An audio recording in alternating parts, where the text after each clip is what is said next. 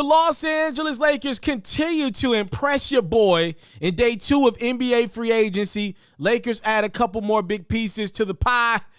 They signed Kendrick Nunn, who was recently let go by the Miami Heat. The Heat declined to give him a qualifying offer.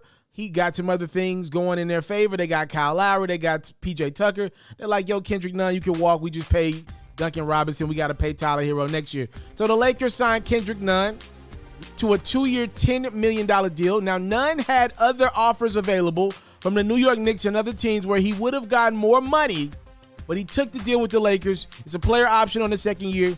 Clearly, Nunn's like, yo, let me increase my value, possibly win a championship, play with LeBron James and Anthony Davis in the process, and then go after this thing again in free agency the following year. He knows he'll be able to get some good minutes with LA.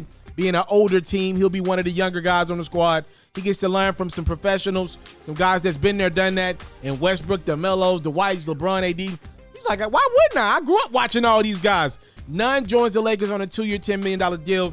Just to kind of break this down financially, a lot of people like, yo, how are the Lakers affording all this stuff? Well, number one, they're the most valuable franchise in the NBA. Never forget that. Them going in luxury tax situation is different than the New Orleans Pelicans going in luxury tax situation. That's why the Pelicans never do it, by the way. In regards to the $5 million that they're paying Nunn next year and the year after that, it's mid-level exception money. With everything that the Lakers did, they still had their mid-level exception, which allows them, no matter where they are in the cap situation, to sign one guy up to about $9 million. The Lakers specifically had about $6 million in mid-level money, and they gave Kendrick Nunn most of that bread. All right, so that's how they were able to sign Kendrick Nunn. Now, off to the Lakers' second transaction that they've made in the last hour. They're moving. Trust and believe. This is the same day where the Lakers were able to bring in Carmelo Anthony and others. The Lakers add Talen Horton Tucker. Now, he's one of their guys. THT, only 20 years of age. He's one of LeBron's favorite. He'll be coming back on a 3-year, $32 million deal. Now, again, you're asking me, yo, FERRO, how are they able to afford that? Well, they own THT's bird rights. So they're able to give him some bread because he's one of theirs.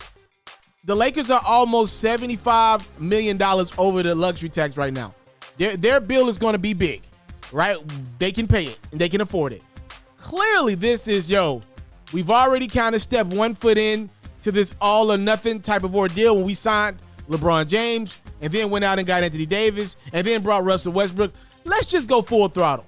Here's all the money you can and to get anybody that we wanted pretty much in free agency, and we're going for it.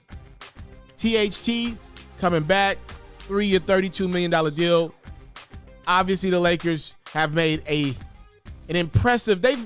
So they signed all the old guys on the first day of free agency. Now they got younger today. I love what the Lakers are doing. This team looks like a championship team. This is the first time you're hearing your boy say that this team should be the favorites out west for sure. Even if I don't love Russell Westbrook, the Lakers, with what they've been able to bring in, I would say the Lakers are the favorite to win a championship. Now, just asterisk by this. If Anthony Davis gets injured, all bets are off. But the Lakers look pretty darn good. I'm excited.